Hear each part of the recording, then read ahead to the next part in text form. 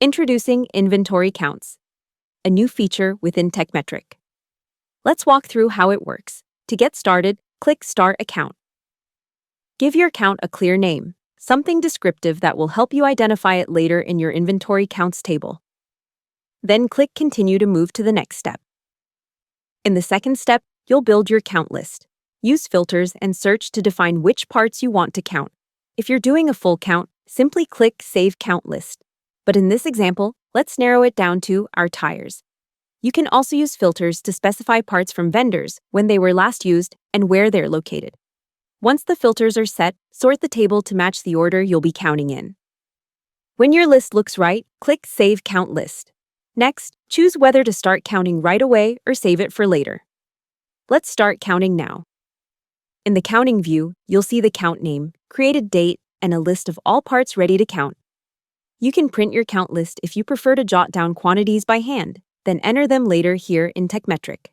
Search and filters are available at the top to help you find specific parts, and you can also sort columns to match your workflow. On the right side of the screen, the counting panel lets you enter quantities quickly. The first part is selected by default, so you can start typing right away. Enter a counted quantity and press Enter. Your entry is saved and you'll move to the next part in your list. If there's a part you don't need to count, no problem, just skip it and continue. You don't have to count every part to complete your list. When you're finished, click Done Counting. If multiple people are working on the same count, make sure everyone is finished before moving on. Counting will lock once you click Continue to Report. You'll then be taken to the Variance Report. At the top, you'll see Quick Stats, total parts counted, number of differences, and the net change in inventory value.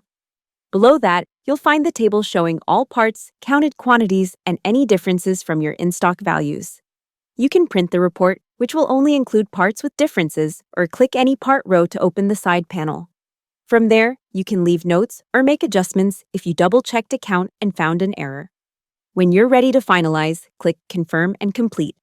Check the box to update your inventory with the counted quantities, then click Confirm. That's it. Your count is complete, and your inventory has been updated.